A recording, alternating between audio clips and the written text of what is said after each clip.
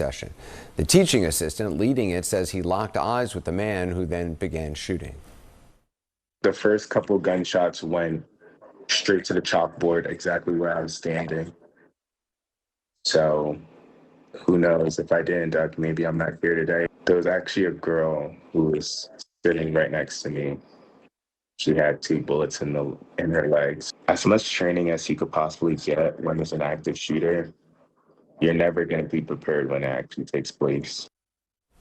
Well, 2 students were killed in the shooting. Ella Cook, who's 19 years old from Alabama, and 18-year-old Mohammad Aziz Umerzakov from Uzbekistan. 9 others were wounded. And by this time yesterday, a man was in custody. He had since been released and cleared, leading to questions about the FBI's handling of the case, including this evening for the president.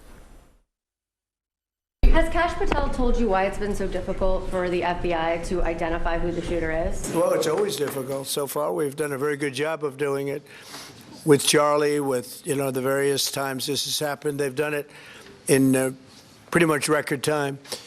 But you really have to ask the school a little bit more about that because, this was a school problem. They had their own guards, they had their own police, they had their own everything. But you'd have to ask that question really to the school, not to the FBI. We came in after the fact. Well, CNN John Berman joins us now from Providence, not far from the crime scene. What is the atmosphere like there tonight with this shooter still at large? I got to say, Brown University, where I'm standing right now, and actually the crime scene is right behind me. That is the engineering building where the Principles of Economics class was held on Saturday, where the shooter went in, killed 2 people and injured 9. But since that day, they canceled classes here. They called off finals. So students have left, and they left in droves, Anderson, today. One of the things I saw walking down the streets just constantly was people with their wheelie bags, students trying to get out because now they have this renewed fear with this killer still very much on the loose. The investigation took this new turn today with the release of that new video, which you showed before, and it's worth reiterating, I think, what was new in that video we saw. For the first time, you did see the size of the man. The FBI saying about 5'8". Stocky, they say, which you can tell by looking at it. This isn't, I don't think, high-tech forensics, but you can see he is a somewhat portly man there. In the video, you see him walking across the street. Our Andy McCabe looked at it before. If not a limp, at least a little bit of a noticeable hitch in the gate there. Obviously now this $50,000 reward for any information that leads to his capture. But Anderson, I think that in itself, the fact that tonight, almost 50 hours plus since the shooting, that they're offering a $50,000 reward tells you they still need help to find this killer. And there are so many cameras in major cities. I mean, we all remember the Boston Marathon bombers, those images that were released during the Manhunt, the hunt for the alleged killer of the United Healthcare CEO, Brian Thompson. Does Providence not have that big of a camera network, at least in the vicinity of Brown? It's really interesting because Brown is on College Hill in Providence, and Brown is, from the 1770s here, it's been there. This neighborhood's a mixed neighborhood, so it's not just Brown, but it's also a few other colleges, some schools, some churches, but also a lot of residences, old Victorian homes. And plot by plot, the security situation can be different. I just took a walk actually around a 2-block area to check out that very thing. And there are some houses here that may or may not have security. Maybe they have Ring camera footage on the door, but maybe they don't. And the university itself, which is just right there, does have cameras. But authorities have been asked repeatedly about the engineering building. They're saying, it was an old building. Inside, they just didn't have any view that provided any conclusive evidence. So it's a little bit of a mixed bag up here on College Hill, Anderson. All right, John Berman, thanks. Joining me now, CNN Chief Law Enforcement and Intelligence Analyst John Miller and former FBI Deputy Director Andrew McCabe, who's now CNN Senior Law Enforcement Analyst. What are you hearing, John, first of all, on this investigation? Well, the manhunt is very active, but it's not an ideal manhunt. I mean, the best kind of manhunt is where you know the man you're hunting for. Right now, what they have is a shadowy figure, no name, no identity, and no motive. But these images, the new images, are going to be enormously helpful. Not because you and I will look at them and say if we passed them in the street we know them. We wouldn't. But as you just said a second ago, you pick your case, the Charlie Kirk assassination, the Luigi Mangione case. In the Mangione case, his mother recognized him or thought she did. In the Charlie Kirk case, his parents confronted him and said, this looks like you. There's a coworker, there's a wife, there's an ex-wife, there's an employer who had an employee who was acting strangely and didn't show up. There's somebody out there who's going to look at those images and call that in. Andrew, I mean, with the new surveillance, what do you think stands out to you? I heard you earlier talking about a kind of a, whether it's an old surgery or something, a slight hitch in his stride. Yeah, it's really interesting, Anderson. The video we got first was really terrible. There's really nothing you could really take away from it. These videos are together not perfect, but they do give you some, I think, really intriguing hints that, as John was saying, it might not be something that would stand out to you, but if you knew this person, it might be enough to trip your memory. I think the most obvious thing is his, well, first of all, his size. We didn't know that until these videos, that he is a guy of, he's pretty stocky build, which didn't come out on the first video.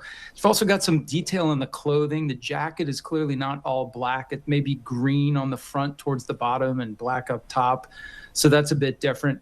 But his walk is distinctive. He has a very distinctive gait. As you see, it's a consistent rhythm. He kind of walks the same way when he's on the sidewalk or crossing the street.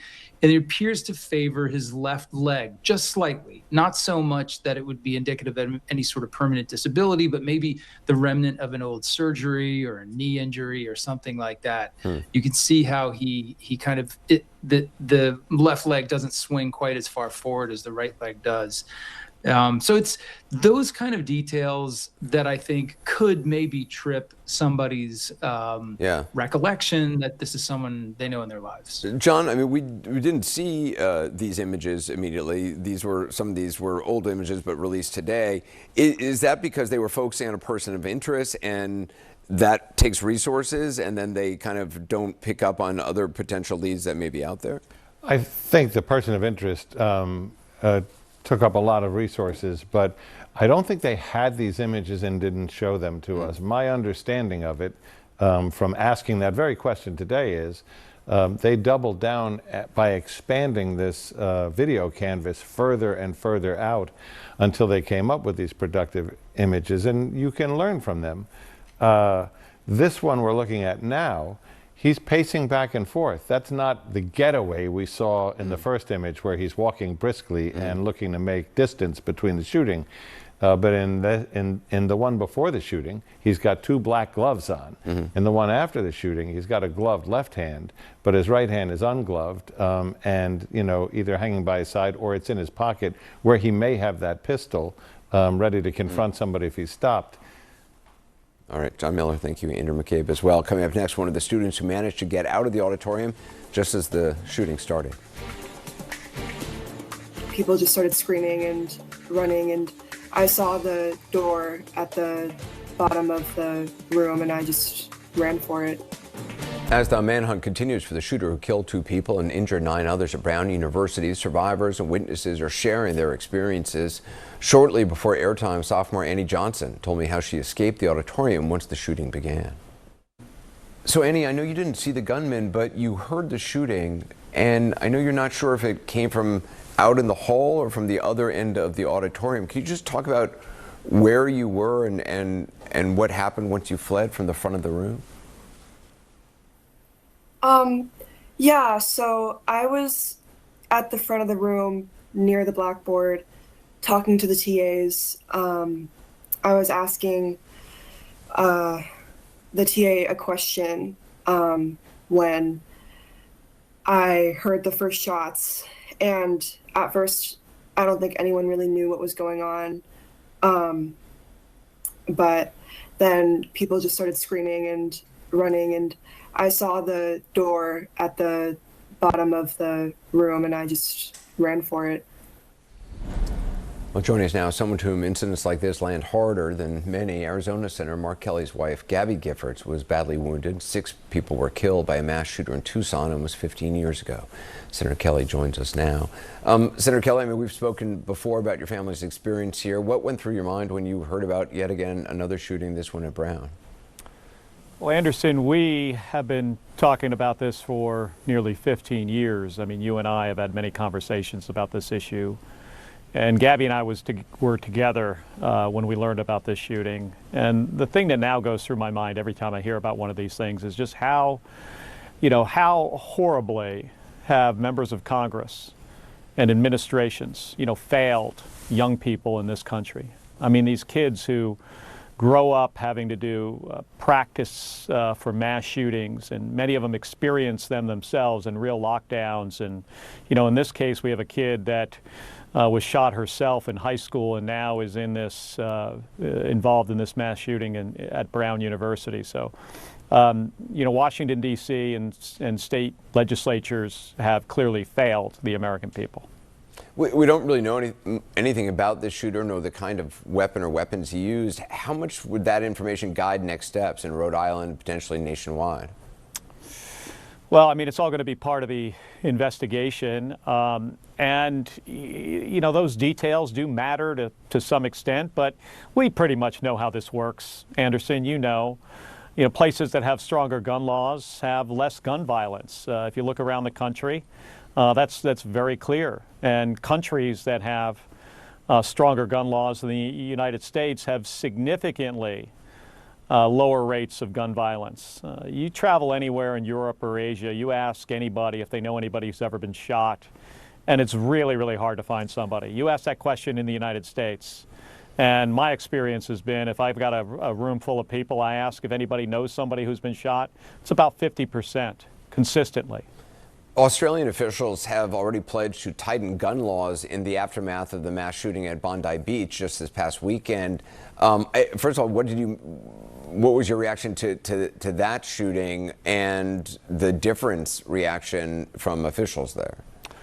Well, such a horrible act of anti-Semitism that shouldn't exist, anywhere, and something we have to fight everywhere. I mean, it's tragic.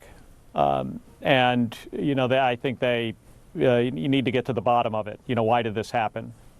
And, we've got to also look out, for communities across the United States to make sure acts of anti-Semitism like that do not happen. And do a better job, finding them before terrorists like these two individuals are able to, start an attack like that.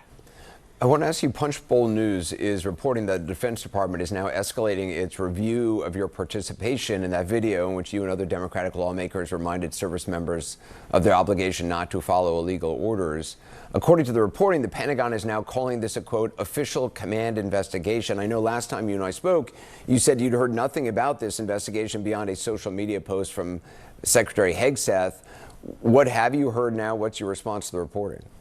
Well, first of all, Anderson, I haven't heard anything. Still, nothing. And this time, two Pentagon correspondents, I guess it's Matt Gaetz and the Pizzagate conspiracy guy, put something on social media. That's how we were notified. That's how unserious they are.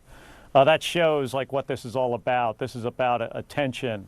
And they call it a command investigation. Anderson, I spent 25 years in the United States Navy. I was in many commands. I retired from the Navy, 14 years ago. I'm not in any command now. I don't know what they're talking about. At some point, I imagine they'll probably notify me of something. I'll be with the Secretary of Defense tomorrow in a briefing with Pete Hegseth.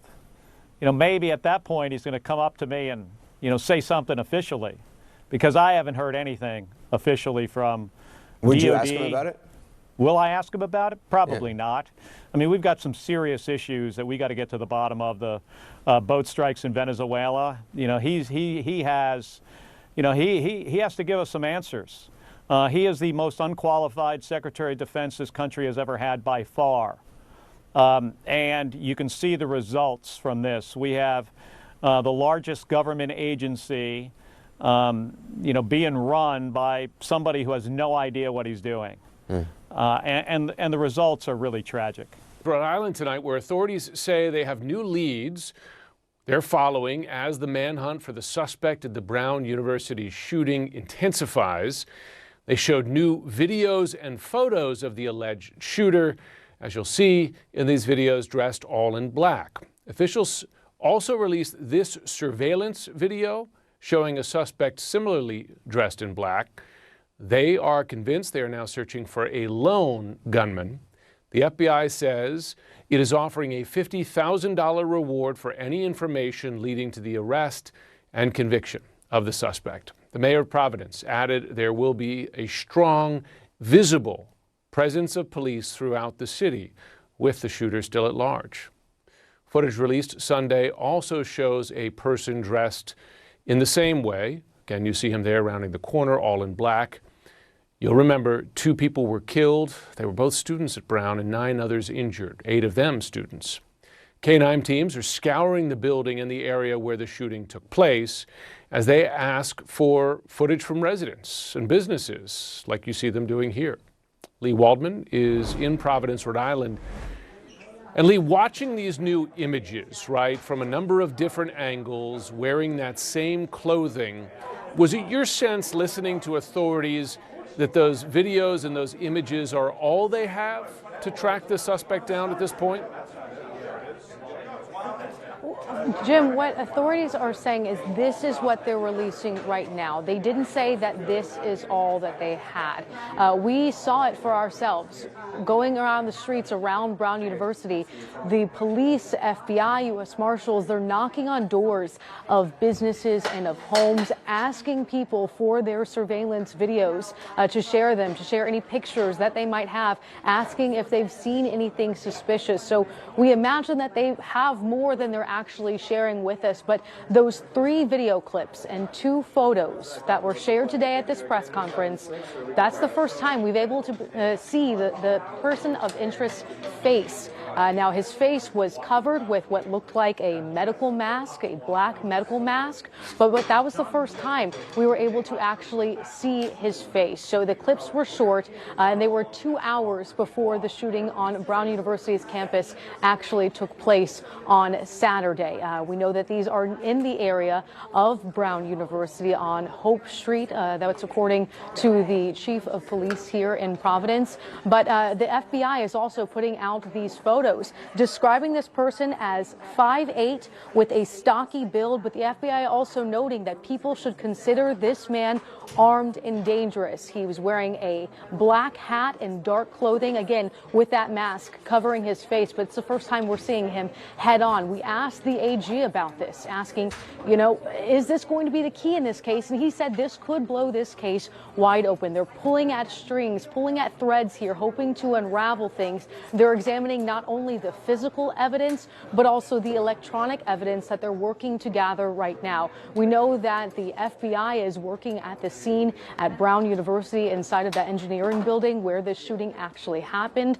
They said agents from Quantico are there reconstructing that scene. So everyone is working together, a collaborative effort to try and determine who this person is and try and bring that person to justice. We know there's enhanced presence here in Providence, but we also heard from the Department of Public Safety very, very briefly, and they said that they have enhanced presence on the state highways across the state here in Rhode Island. So that gets to my next question, which is, as you noted, the Attorney General says the suspect remains armed and dangerous. The police say there is no immediate threat. And of course, they don't want people to be cowering in their homes forever in the midst of this. But do you have a sense of how they are balancing those two things, making people aware, but also saying there's no direct threat to their safety right now? That's something that the mayor was asked directly. It seems contradictory almost, saying that this person is armed and dangerous, but the suspect is armed and dangerous, but people shouldn't feel unsafe. So it's a contradictory statement, but they said people should feel assured that there is that enhanced presence of law enforcement here, making sure that the people of this community are protected. But that's not what we're hearing necessarily from the people who live in this community. We were walking around the streets today, talking to business owners, talking to people who live on the streets where we are seeing this enhanced presence, and they tell us they're scared. They're not leaving their doors unlocked anymore. They're not going to that vigil because they're worried about the person who's on the loose. So while the message is, don't be scared, people here are very scared. They're anxious. They want this person to be caught because they want to be able to go back to their normal life. Yeah, and they want this person brought to justice. Lee Waldman in Providence, thanks so much. In Rhode Island, they've killed 2 students. Muhammad Aziz Umorkazov, Vice President J.D. Vance called him a brilliant young man who dreamed of being a surgeon. and Ella Cook, who was vice president of the Brown University College Republicans organization. 9 others were injured. At any moment, officials are expected to give an update on the investigation. After last night, they released the person of interest in custody, revealing that the shooter was still at large. Let's go right to the scene. CNN's John Berman is in Providence, Rhode Island, on the campus of Brown. CNN's Lee Waldman is at the site of the news conference that could start at any moment. John, it was concerning to learn that authorities last night released the person of interest they had taken into custody, suggesting that they don't know who did this still. What do we know about the status of the manhunt? Yeah, I got to say, the mayor, Brett Smiley of Providence, called it an emotional setback to me. It means the investigation really has to start again here, and we have seen signs of it all around this neighborhood where I'm standing. The engineering building is right behind me. That's where the murders took place on Saturday. And just over the last few hours, we've seen all kinds of activity on this street again, where there wasn't any yesterday. We saw canine units going into the building again to perhaps research and to have the dogs take one more go at it. Michael Yoshida, CNN correspondent, saw FBI officials going into yards, inspecting the areas around some of these houses where the person of interest or suspect might have walked past. I saw state police walking down the street, almost going door to door. So you get the sense that there is this renewed, urgent search in this area. And officials today released new surveillance video from this neighborhood. For more than 24 hours, the only picture we had was that 10-second view of the person they believe was connected to the shooting walking down the street. And then we got this new video today. Got to look at it. No more clarity there, but clearly they're trying to reveal all they can, Jake. All right, and Lee, as we wait for officials to give an update, what do we know about whatever evidence exists in the investigation? Well, Jake, all throughout this community, we've seen officers combing through bushes, knocking on doors of businesses and homes, asking people to share any surveillance video that they might have. We know that there was new video released today, and I believe that we can play that. It's a 19-second clip. Authorities indicating this is their person of interest, who they are looking for in connection with this shooting. Now, you can see in that video there, it's across the street, only 19 seconds long. You cannot see someone's face. They believe this is the same person of interest that is in the video that was released on Saturday night, showing someone turning on Waterman Street from Hope Street. What the Attorney General made very clear here is they do not have an image of this person's face. He said if they did have an image of that person's face, they would release it so they could get the public to help out, keep submitting those tips. But Jake, what we're focusing on here, there is now a video board set up in this press conference room. We were overhearing conversations earlier by officials with the Providence Police Department. They said that video is going to be played. We also heard them testing an audio system. So we're waiting here, hoping that we're going to see brand new video in addition to what was already released today, Jake. All right, Lee Waldman and John Berman, both in Providence, Rhode Island. Thanks so much. Let's discuss what we know as of now with former Deputy FBI Director Andy McCabe and Donald Harvin, the former Chief of Homeland Security and Intelligence for the Washington, D.C. government. So Andy McCabe, an unidentified killer on the loose, and yet investigators in the Providence mayor say there's no immediate threat because the shooter has not launched another attack. I'm not sure how reassuring that actually sounds. It's not actually reassuring.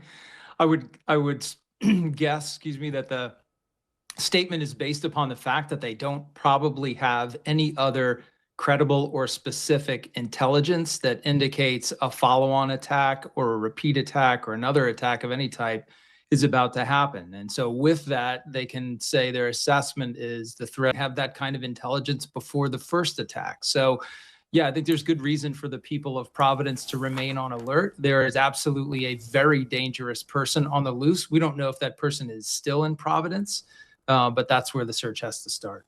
And Donnell, the Providence police chief yesterday declined to answer any questions about the security cameras that may or may not exist in the engineering building where the shooting took place.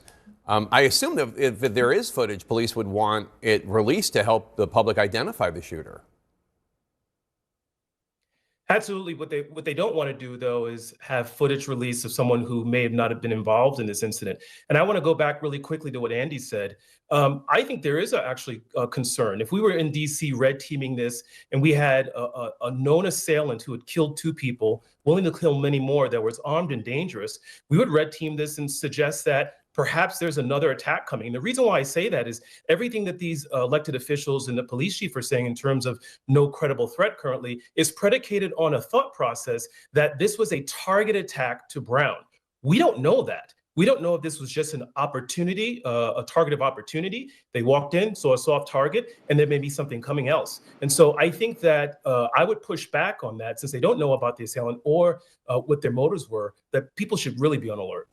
All right, stand by, gentlemen. Authorities are giving the update right now. Let's listen in. That they're safe in their community, and we are grateful for all of the assistance that we have continued to receive. As we announced last night, we would be providing enhanced police coverage throughout the Brown community, throughout the East Side, and really throughout the city of Providence. And what residents and neighbors saw today was exactly that. There was specific enhanced coverage in Fox Point, Wayland Square, on Thayer Street, and on Hope Street, which are the commercial districts in the area. And I want to express the city's profound gratitude to the following departments who provided mutual assistance and additional coverage today. First and foremost, the Rhode Island State Police have been excellent partners, and I'm grateful for the governor of making sure that those resources are available to us here in Providence. But we were also assisted today by friends from neighboring communities here in Rhode Island, which is a terrific way in which our colleagues from throughout Rhode Island have been assisting. Today we had extra help from North Kingstown, North Providence, East Providence, Central Falls, and Pawtucket. Many other communities have offered to help, and we expect to take that help in the days to come. But through that mutual assistance of our neighboring communities, we were able to provide that additional coverage. Secondly, we were able to provide coverage to our schools today. We did have school here in Providence. I'm glad we had school today in Providence. We'll have school tomorrow in Providence. This is the last week of the semester, and it's important for kids to be in school, and so we're encouraging parents to do what's right for their family. We understand that there are probably difficult conversations happening at the kitchen table right now, but if you're comfortable, you should send your kid to school. The Providence Public Schools are open, and we have police coverage at drop-off and pickup times to provide that extra sense of safety and security for our families. I spent the morning out at our schools too, in the neighborhood, to be there for our parents, and they certainly were glad to see an officer helping out. And so, as we've said many times, but it's important to continue to say we're so grateful for the tireless effort of law enforcement, not just to assist with the investigation, but to help all of us feel safe in our home. At this time, I'm going to turn the mic over to our Governor Dan McKee. Thanks, Mayor. And just like all of us, we want to see the individual that pulled the trigger on these young kids identified, apprehended, and brought to justice. I can tell you from the state level, we're continuing to coordinate our state police and instructed the colonel to make sure that all the resources that are available are being employed through the direction of the mayor, but that partnership is incredibly important. I also know that the schools are not only being impacted on the higher education in Providence and also the K through 12, but I also have heard and have been in contact with our Commissioner of Higher Education, Shannon Gilkey, along with our Commissioner of K through 12, Angelica Infante Green, to make sure that we are reassessing all safety issues in all our schools in the state of Rhode Island, and more to come on that. The issues that have to do with mental health, coordinating around the state through our higher ed and through our K through 12. I've assigned Director Rick Leclerc to make sure that they're coordinating all of the social services, all the mental health help that's out there, so that we can kind of also deliver that on a statewide basis. I was at Family Services Rhode Island today on Hope Street, and just seeing what they're doing, and it's being duplicated all around the state of Rhode Island. So I think it's important that we do everything we can out of the governor's office to support what's happening at Brown, the community of Brown, Providence, but also knowing that this is impacting on a statewide basis. So we're deploying that efforts to make the effort to let people know that we want to do everything we can so they can be safe and feel safe. And then finally, we want to make sure that all Rhode Islanders know that everything that is physically possible is being done, and partnering in with our federal, the FBI, our state law enforcement, and also the local law enforcement to bring an individual and identify and bring that person to justice. We also have been involved in communicating with the League of Cities and Towns today through Randy Rossi. They've sent out a message to deploy their vehicles, their police vehicles, at the beginning of school day, at the end of the school day, all around the state of Rhode Island to, again, show that we're serious about having people and the families feel safe, and that everything that's being done to make sure that that happens on a statewide basis, because this has become a statewide issue that is being impacted families and people throughout the state of Rhode Island. Mayor? Now we'll hear from Colonel Oscar Perez. Thank you, Mayor, and thank you all for being here again. Here we are once again to provide you some of the highlights and the progress that the Providence Police Department, along with several agencies, have gone together and stepped up to come up to this. I want to remind you that this is a very active investigation, very complex investigation, and it's the dedicated work of the men and women of the Providence Police Department, the Detective Division, the Community Response Team, the Special Response Team. It's all hands on deck. And on top of it all, if you have the state police who's assisting us and every other federal partner that has been in this building for several hours, and I want to commend and applaud them for the work that they have done, and that includes the FBI, HSI, ATF, the IRS, the marshals, and several other agencies, analysts that are here. So it's pretty active because we want to make sure, as the governor stated, as the mayor stated, to make sure that we identify this individual and bring him to justice. Our work that initiated today and continues to initiate for a while since it started. We're at the 49th hour, and there's no one that wants to put this individual in handcuffs than us. So this has brought us to a new lead, which I momentarily will probably will be able to provide you with. That's going to include video of this individual as well as photos of this individual. We're asking the public for assistance to be able to identify this individual. The photos I will be able to show you are coming from the area of Hope Street near Benevolent and Menin. And those photos and those videos were retrieved around 2 p.m. on Saturday the 13th. And we believe that that's the same individual that we showed you from the previous video that we released. The public is encouraged to use the tip line, which is pretty active. We have a tip line which is staffed with officers from the Providence Police as well as analysts, and they're taking calls as we speak. And we want the public to use that information that they have that may be beneficial to this investigation. They need to call 401-272-3121 +0. That was going to direct you in order to provide the tips that you are providing to us. As well, you can access the FBI website at fbi.gov/Brown University shooting. Please, I'm going to ask you all to follow our channels to stay appraised of what's going on and to stay accurate. There's a lot of channels and a lot of stuff that's going out there that's circulating the wrong info. And I told you when I first met you that there's appropriate info, there's accurate info, and it's going to come from us. So I please and plead with you that you access those type of channels. Again, we're asking for the public assistance in identifying this individual that we're about to show you, and we'll release this video on Twitter and our Twitter account momentarily. I'm going to turn to the video behind us. I'll be able to show you in 2 seconds. Officer Mangan, if you can just activate and put the videos up. So this is the first video that we're showing you. This is the individual walking on the sidewalk of Benevolent.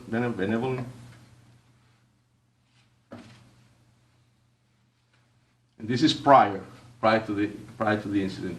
Here we go again with is this video too, Mike? Again, you see him walking.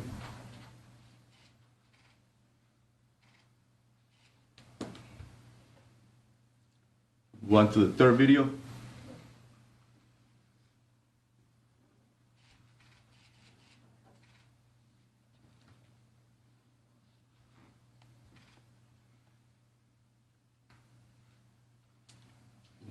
These are some photos of this individual.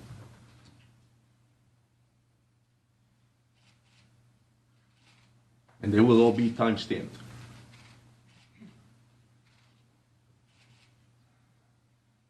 The last photo.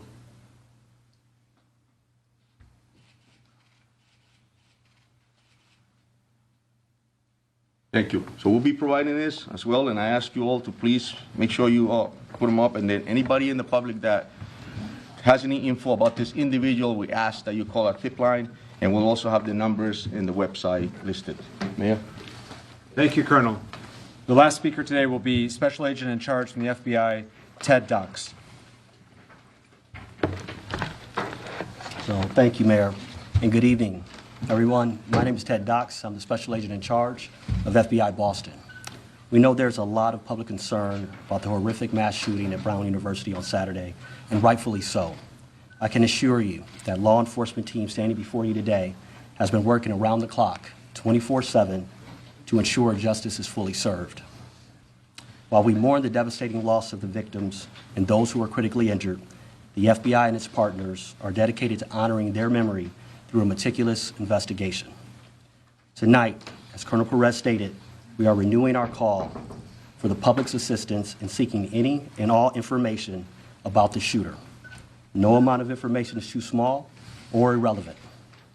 We are also here to announce the FBI is now offering a reward of $50,000 for information that can lead to the identification, the arrest, and the conviction of the individual responsible, who we believe to be armed and dangerous.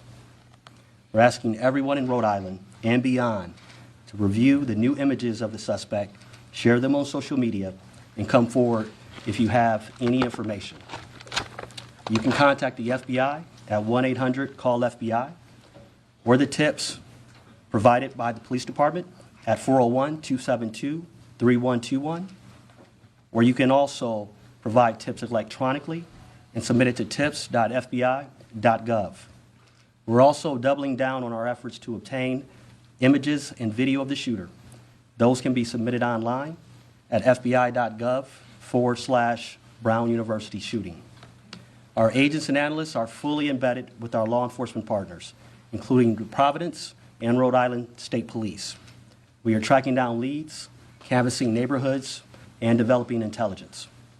And right now, our evidence response teams remain on campus processing the scene. And folks from our lab from Quantico are documenting the trajectories of the bullets to reconstruct the scene.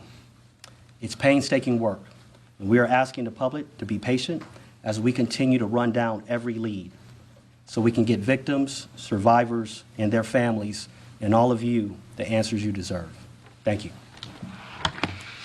Mayor, can you tell our chief officer to say a statement in Spanish, please, for Spanish media? Yes. Gracias, sí, ¿verdad?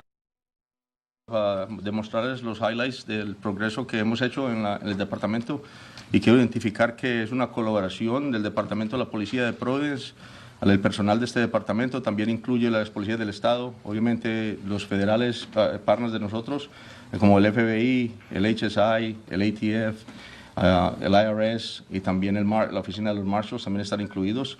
Acabamos de mostrar 3 videos los cuales depictan lo que es esta persona que estamos buscando, y le pedimos al público que realmente, si ven estas imágenes y lo conocen a la persona, que llamen a los números que le acabamos de dar, y te los puedo dar cuando terminemos acá, para que ellos nos den esa información y así nosotros seguir tener la posibilidad de identificar a esta persona y traerlo a la justicia. Dan, go ahead. Hi, Mayor Dan Jr. from NBC 10. I just want to ask a question. These videos and images were actually very good that you just showed.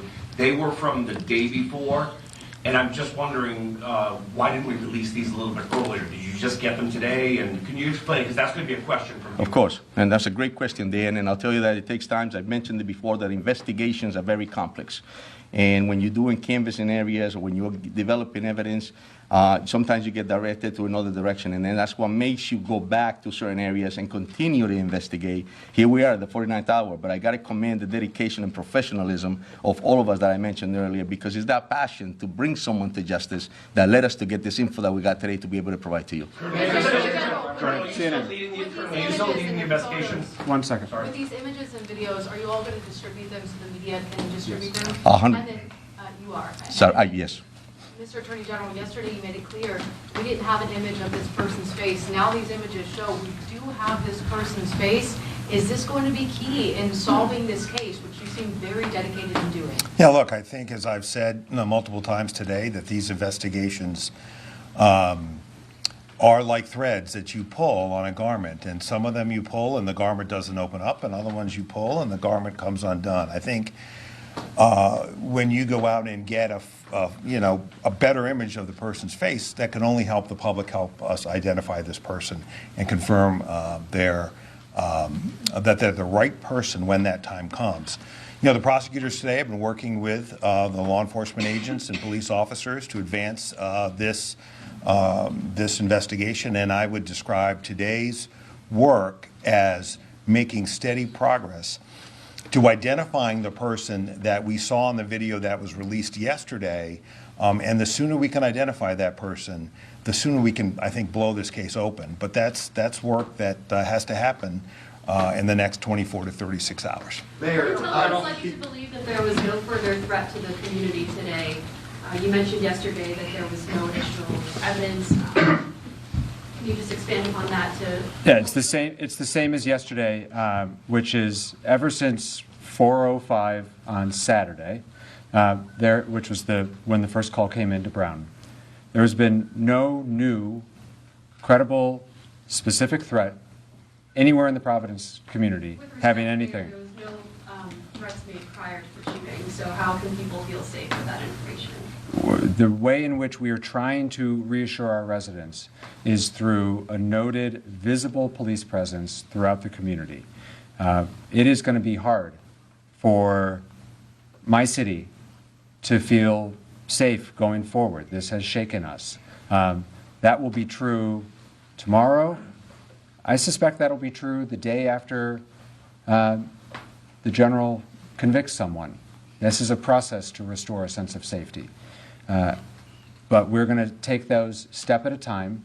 And the first step in what we're trying to provide today, and which we did well with the assistance of our neighbors, and we're grateful for it, is a noted, visible police presence to provide some confidence for families that are taking their kids to school, people who have to get to work a shift.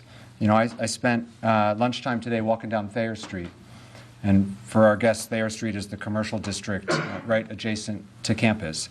And I talked to one of the women at Antonio's, which some of you know is a pizza by the slice joint, and she said, I didn't want to come to work today, but I needed to work. I needed to take the shift, and that's a very real thing happening in our community right now. But she noticed, and she appreciated the fact that there were patrolmen walking up and down Thayer Street. It made her feel a little bit better. And when she comes to work tomorrow, I hope she feels a little bit better after that. That's where we are right now in terms of restoring a sense of safety to the community. And that's what we're going to continue to try to do. Bill, go ahead. Mayor, 2 questions. Yeah. To that point, a lot of people scared right now, a lot of people confused right now in the city. Yeah. Can you speak to them directly, summarizing what you just said or any other thoughts from the heart? Yeah. Your take right now is Providence safe? Yeah. Providence remains a very safe city, and Providence receives really the best law enforcement, I believe, in the country. And today, especially at this moment, it's being augmented by great professionals of other Rhode Islanders, the state police, and others, and our federal partners. But my sense of the community right now is that this is starting to get very real and very personal.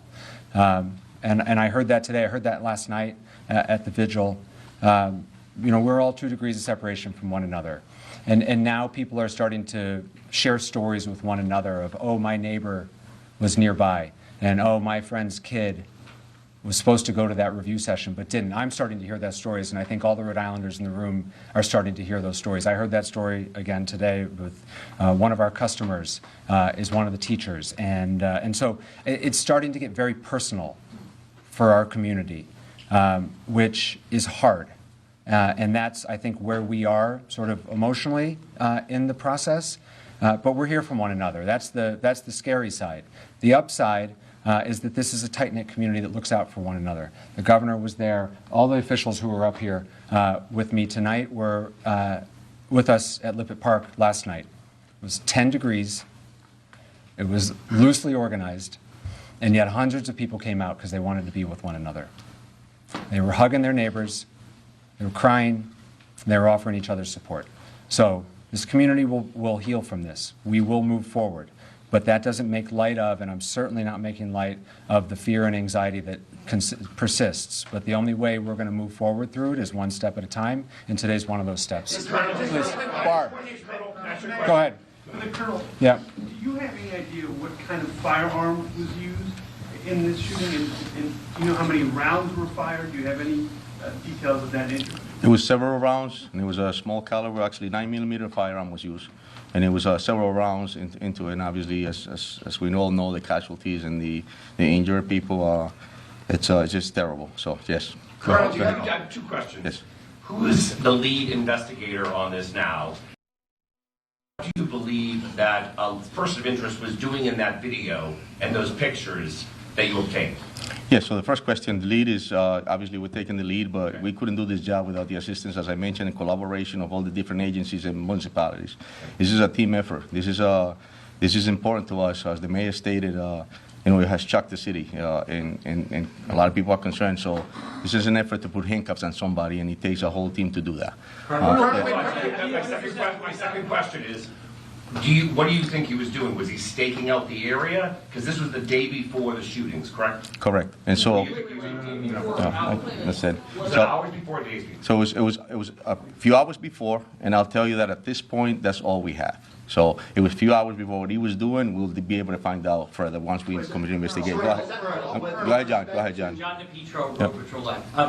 Can you talk about, is it unusual to change the direction of an investigation as it's going on? That's a great question, John. I think that, you know, all detectives throughout this nation and in the world understand that when you're investigating a case, it takes different paths. You know, you start somewhere, you start here, and all of a sudden something else pops off and you're going in a different direction. And that's what happens. It's complex. And at the end of the day, you have to investigate, you have to pull every rock, you have to look at every video, you have to examine evidence, you have to check ballistics. It just takes a lot of work. You have to interview witnesses, and sometimes that takes you to a whole different path. And as a police officer and a detective, you have to make sure that you don't get into the tunnel vision in order to be able to get the right answer. So yeah, they do change. Go ahead, Steph. Go ahead, Steph. Concerned that the more time passes, it'll be harder to make an arrest.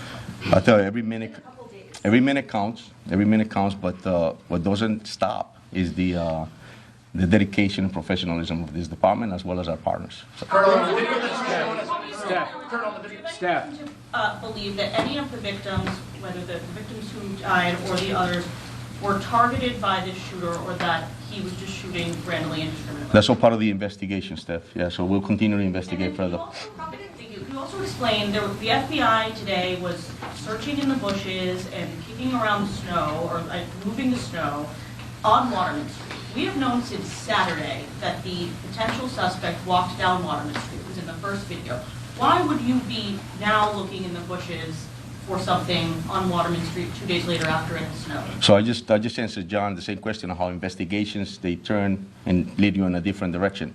We might have used all our energies in the first few days to investigate something, and here we are now heading back to that same place to continue to investigate, and that's why you saw that, because the investigations change on a daily basis. On the travel of the 911 call or emergency calls that came in, when the first 911 calls to come in, Were those dispatched by Brown University Police or Providence Police? It was dispatched by the 911 center, and yes, we responded immediately within minutes.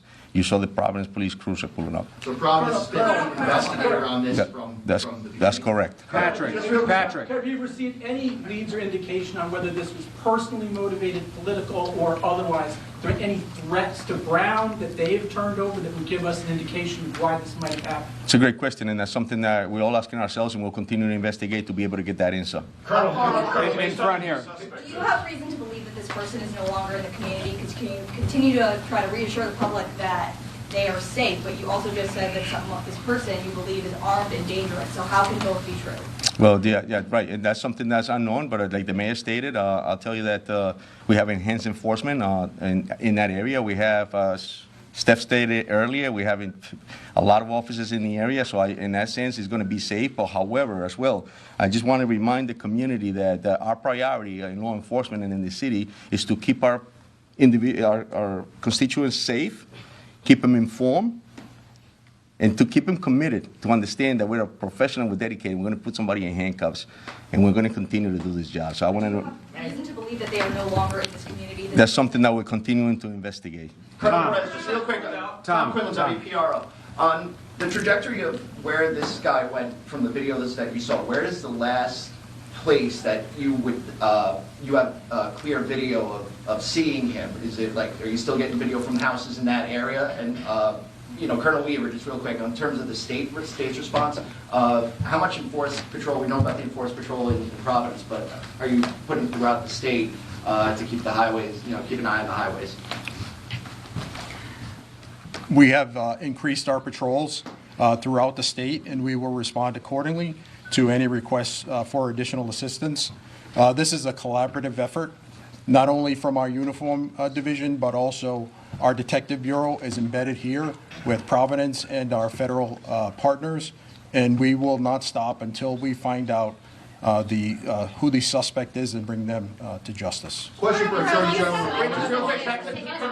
I just want to clarify something, because it seems that we're a little confused as far as the video itself. It says 2 p.m. It was their day off 2 hours prior. So where? 2 p.m. So where's, Yes. where's the last direction of that video? Let me just finish with the. Go ahead. Thanks, Tim. Where's the last video that you actually have video from in that area? It's in the vicinity of Hope Street, between Benevolent and Manning Street. That's before the shooting? That's correct, yes. 2 hours, right? Yeah, 2 hours prior, yes. My turn. Bill. Dan, Tom, this video that you just released, more than anything, is key to wrapping to this case, okay? We have a closer picture of his face, we have a closer picture of his body. Based on that and witness interviews, do you have a new description of the person of interest now? Because he looked like a guy just walking around, you know, the neighborhood. Is there a new description you can give us so far? There is, and it will be on that poster that we're going to be releasing on the images, and the height, weight, and things of that nature are all posted on that poster. It's something that we're investigating then. Dime. Desde ayer se han filtrado a la prensa Sí. el nombre, la fotografía y hasta la casa de la persona de interés que estaba bajo custodia. Sí. ¿Quiere responder esta pregunta en los dos idiomas? Sí.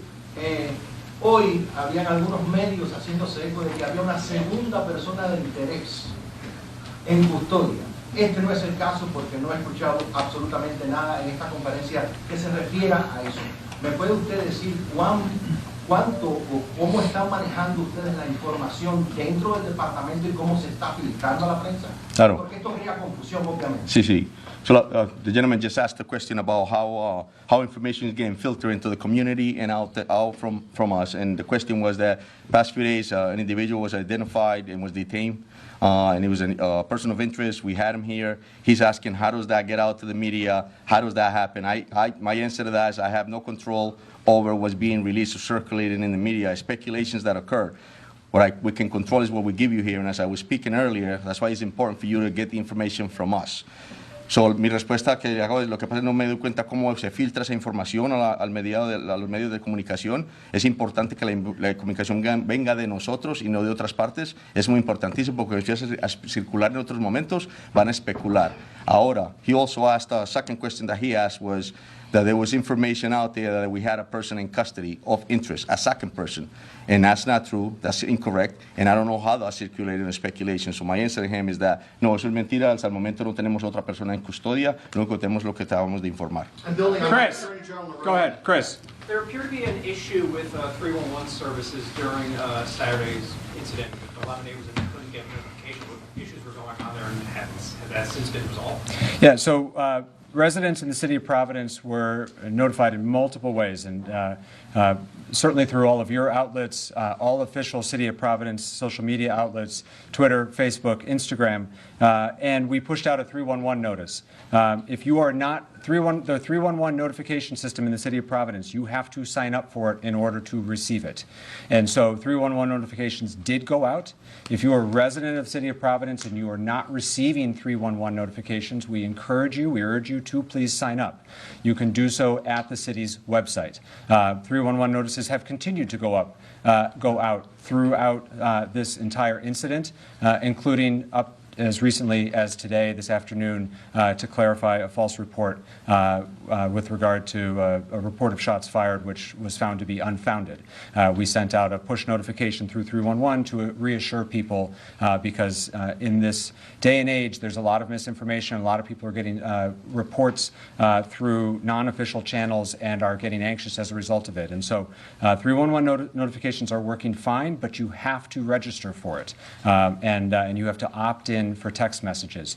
If anyone needs assistance for how to sign up for 311, if you are not tech savvy or if you are having problems, you can call the phone number 311 and we have staff available who will help register you.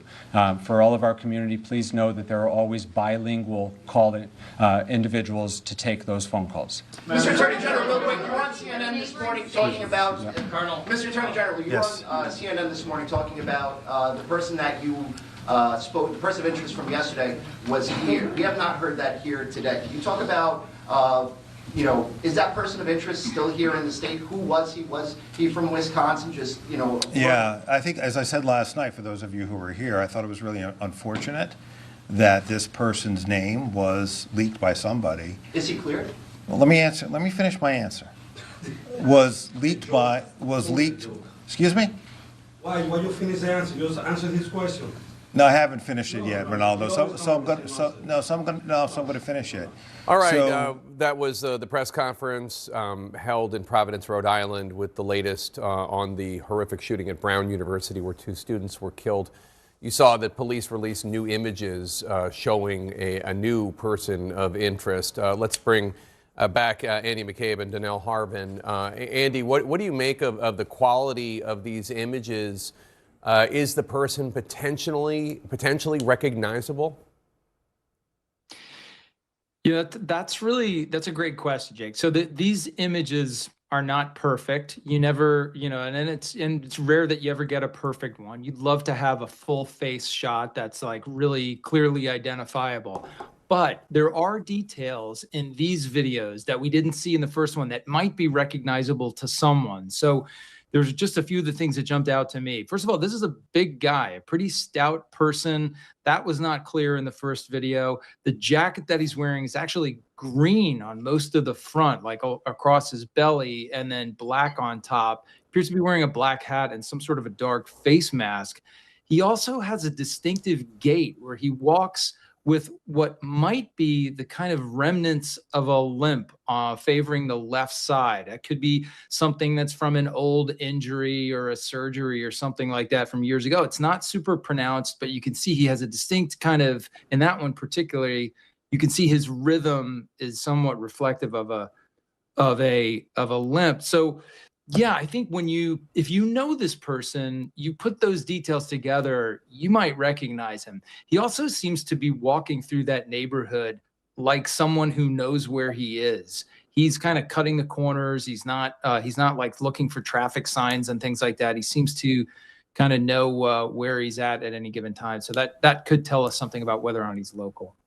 And Donnell, the mayor noted that public schools are still open in the greater area of Providence, Rhode Island. Do you think the fact that the schools are open suggests confidence that they have some idea of who they're looking for, or no, not at all? I think it suggests that they don't want to put the public in a panic. They clearly don't know who this individual is, and they're trying to reach out to the public to get some idea about who he is. But you don't want Providence and the greater Providence area on lockdown. We're going into past day number 2. And so it's a really, really delicate tightrope that these officials have to walk between saying, quite frankly, we don't know where he is, we don't know who he is, and we don't know where he's going, with also trying to reassure people that they are safe. And the reason why they can assure them that they're safe is because there's increased police presence. All right, Andy McCabe and Danelle Harvin, thanks so much for your expertise. Appreciate it. My next guests, unfortunately, know the reality of shootings all too well. Mia Tretta survived the deadly 2019 Saugus High School shooting in Santa Clarita, California. She was shot in the stomach. She still suffers physical complications, and Mia is now a junior at Brown University. She was on campus during Saturday's shooting. Also with me is Cameron Caskey, is a Parkland shooting survivor who's now running for Congress as a Democrat in New York's 12th congressional district. Mia, first, I mean, how are you doing? This is obviously horrific in so many ways, but for you, it's also, I'm sure, triggering to a degree. Yeah, I mean, I'm doing as well as anyone could be doing. I am thinking about my community and the fact that 2 members are gone. I'm thinking about my school at large that is shattered. And I mean, even for me and my friends, we were safe, but it was terrifying being on campus as someone who at 15 years old already had to have a bullet in her stomach and lose my best friend to gun violence. And Mia, you've now left campus because of your concerns about safety and security. We've been hearing from other students trying to leave Brown University, whether by plane or train or car. It's also got to be very upsetting that the killer is still on the loose. Yeah, I think that when there was someone in custody, all of us kind of our shoulders. We were released from lockdown around 9 a.m. the following morning, and no one was happy, but at least we weren't as scared that someone was still out there. I have left campus. I left just a few hours ago, and finals are no longer happening. Most people have been able to leave campus or are leaving campus at some point today. But people are scared. Last night when they released the information that the suspect they had was incorrect and that the person in custody was not, in fact, the shooter, you could feel the tension rise at the school again. And you could just kind of feel everyone's face drop. And it was like, everything that we thought, what, maybe it's going to be okay, we could start healing, it went away. Cameron, President Trump was asked today about why authorities have not been able to yet identify the shooter at Brown. I want to play a little bit of that. Has Kash Patel told you why it's been so difficult for the FBI to identify who the shooter is? Well, it's always difficult. So far, we've done a very good job of doing it with Charlie, with, the various times this has happened. They've done it in pretty much record time. But you really have to ask the school a little bit more about that because, this was a school problem. They had their own guards, they had their own police, they had their own everything. But you'd have to ask that question really to the school, not to the FBI. We came in after the fact. Cameron, what's your response? This administration needs to let investigators do their job before they start running their mouths, because Donald Trump falsely tweeted that they had apprehended the suspect. Brown University came out and said that wasn't true, and Trump said that Brown walked it back. No, they did not walk anything back. They never made that assertion in the first place. Kash Patel spread straight-up disinformation about the Charlie Kirk assassin, and this undermines public trust in our institutions, and it is extremely dangerous. But I want to talk about another response from this administration to the shooting at Brown University, Laura Loomer's response. Because Laura Loomer's response to the shooting at Brown was to scapegoat Muslims and blame it on, quote, jihadi cockroaches infesting our country. This is someone with strong influence at the White House, and this is a Jewish person. Well, who saved Jewish lives this weekend was a Muslim refugee in Australia named Ahmed. Ahmed was a good guy without a gun. He was an unarmed man who put his life on the line to stop an anti-Semitic terror attack. He was practicing ithar, which is the Islamic principle of selflessness and sacrifice. And these are values shared by Judaism and Islam. Quran 5:32, whoever saves one life, it is as if we had saved all of humanity. And what this administration wants to do is turn us against each other, divide us by race, by gender identity, by religion, to make sure we are not focused on the people at the top who are profiting off of this violence. Breaking news, police in Providence, Rhode Island say they have a, quote, new lead as a mass shooter remains on the loose tonight. A manhunt ongoing at this hour and heating up because we now have new videos of a person of interest, that they say is connected to the shooting at Brown University, coming more than 2 days after a gunman killed 2 and injured 9 in a mass shooting there. Lee Waldman is on the ground out front. The manhunt intensifying for the gunman who opened fire at Brown University on Saturday. We're asking for the public's assistance in identifying this individual. Authorities releasing new videos to the public tonight showing 3 new angles of a person of interest walking through Providence in the hours before the shooting. A new poster released by the FBI with the images describing the suspect as approximately 5'8" with a stocky build. The FBI also offering a $50,000 reward for information. It's painstaking work, and we are asking the public to be patient as we continue to run down every lead so we can get victims, survivors, and their families, and all of you, the answers you deserve. FBI teams seen searching for evidence today in Providence, going door to door, asking residents for any video that may help in the investigation. I suddenly heard this pop, pop, pop, pop, 7 or 8 like pop sounds. The shooting began around 4 p.m. Saturday afternoon in the Barris and Holly buildings on Brown's campus. The first 911 calls were reported shortly after at 4:05 p.m., according to the mayor's office. The reality of the event setting in on the campus as gunshots rang out. The university issued its first emergency alert about an active shooter at 4:22 p.m. Terrified students took cover on campus. Law enforcement cleared university buildings and the campus remained on lockdown throughout the evening. The shooting left 2 students dead. 18-year-old Mohamed Aziz Umorzakov, described as incredibly kind, funny, and smart by family members, and Ella Cook, vice president of the Brown University College Republicans. 9 others were hurt.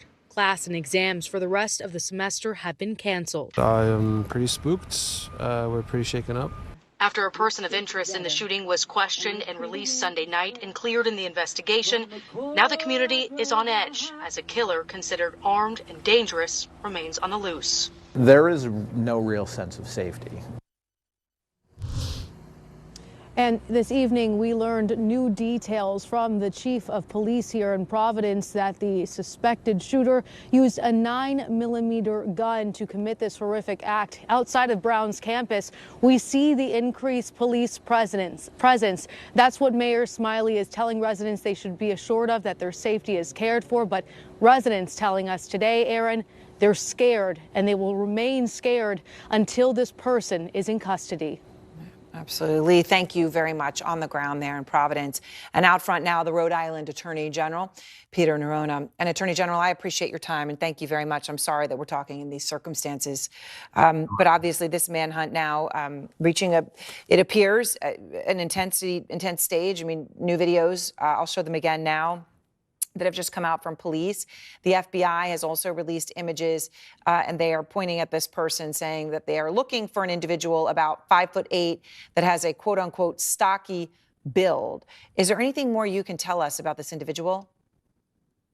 You know, not right now, Aaron. You know, we are working hard. I just left the command post over at Providence PD before coming here.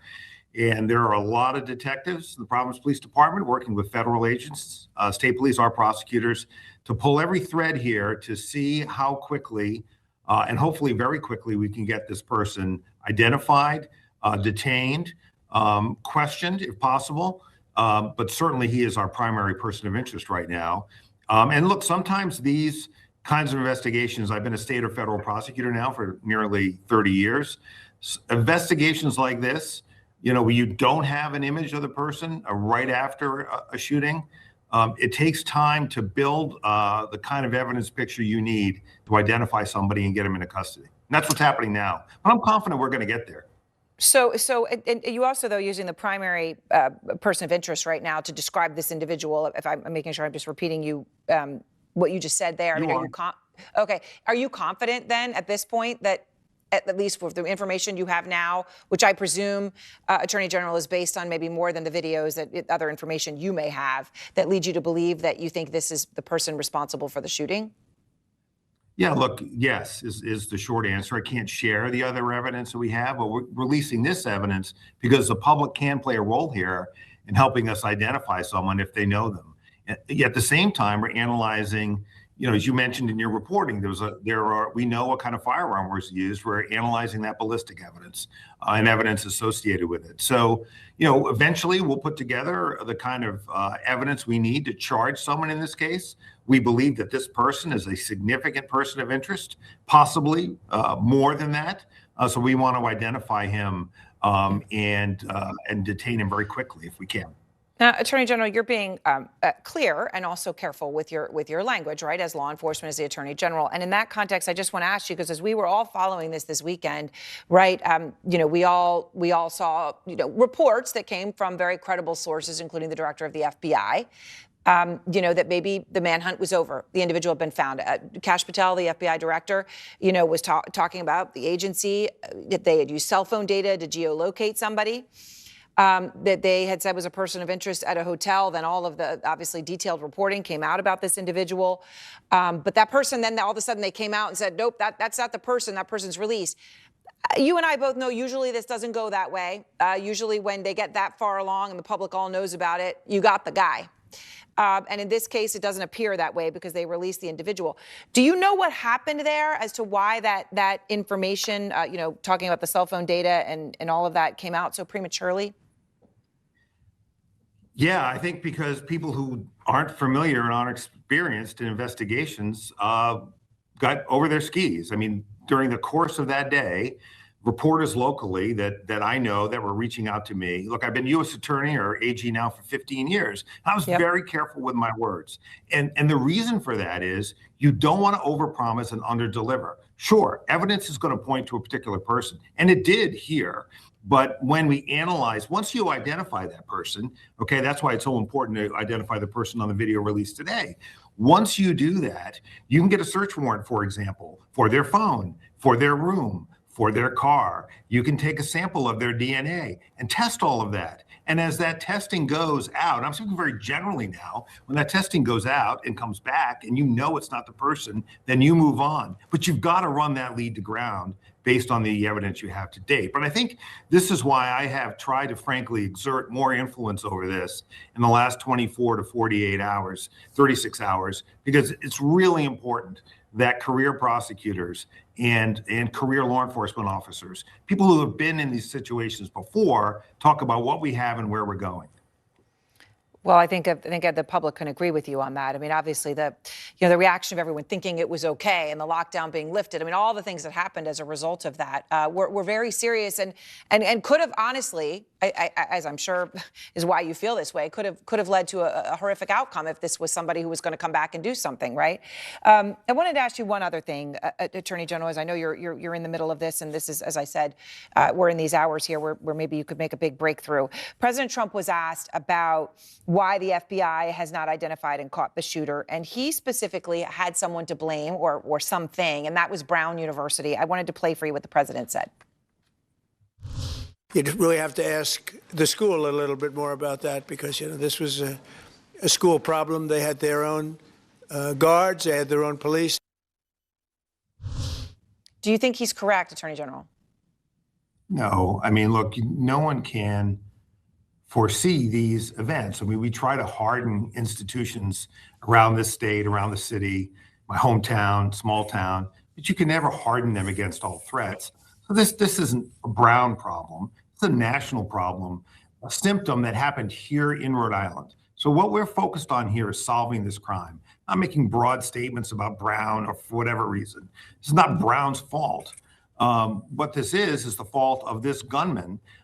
It's a difficult case at the start, but based on my experience, in a relatively short period of time, with the tools available to us as investigators and prosecutors today, we can get these cases solved relatively quickly. I want it done as quickly as possible. It's never quick enough, but we're making great progress. It is a tremendous team in Rhode Island here that is working on this case. People who I've worked with now for a very, very long time. I have great confidence in them. All right, well, Attorney General Noronha, I appreciate your time, and thank you so much for sharing all of this new information with us. Thanks, Aaron. Good to be with you. 2 days and 4 hours after a gunman opened fire at Brown University, authorities say they are pursuing a new lead based on this and other new video and stills as well, taken just a couple hours before the shooting. That is the suspect there. They released the footage this evening. It was captured on cameras at locations not far from the crime scene. Now, all of it showing a man described as a person of interest, I should point out. The FBI also gave a description of a person they are calling an unknown suspect. They say he's about 5 feet 8 inches tall with a stocky build. The Bureau is additionally now offering a $50,000 reward for information leading to the killer's identification, arrest, and conviction. The phone number is 1-800-CALL-FBI. It's painstaking work, and we are asking the public to be patient as we continue to run down every lead so we can get victims, survivors, and their families, and all of you the answers you deserve. Authorities say the man on this new video is the same as the one seen in footage released on Saturday of a man dressed in black walking down a street not far from the school's engineering building. That is where, at just about 4 p.m. Saturday, a masked gunman opened fire on economics students holding a study session. The teaching assistant leading it says he locked eyes with the man, who then began shooting. The first couple gunshots went straight to the chalkboard, exactly where I was standing. So who knows, if I didn't duck, maybe I'm not here today. There was actually a girl who was sitting right next to me. She had 2 bullets in her legs. As much training as you could possibly get when there's an active shooter, you're never going to be prepared when it actually takes place. Well, 2 students were killed in the shooting. Ella Cook, who is 19 years old, from Alabama, and 18-year-old Mohammad Aziz Umerzakov from Uzbekistan. 9 others were wounded. And by this time yesterday, a man was in custody. He had since been released and cleared, leading to questions about the FBI's handling of the case, including this evening for the president. Has Kash Patel told you why it's been so difficult for the FBI to identify who the shooter is? Well, it's always difficult. So far, we've done a very good job of doing it with Charlie, with, the various times this has happened. They've done it in pretty much record time. But you really have to ask the school a little bit more about that, because, this was a school problem. They had their own guards, they had their own police, they had their own everything. But you'd have to ask that question really to the school, not to the FBI. We came in after the fact. Lieutenant John Berman joins us now from Providence, not far from the crime scene. What is the atmosphere like there tonight with this shooter still at large? I got to say, Brown University, where I'm standing right now, and actually the crime scene is right behind me. That is the engineering building where the Principles of Economics class was held on Saturday, where the shooter went in, killed 2 people and injured 9. But since that day, they canceled classes here. They called off finals.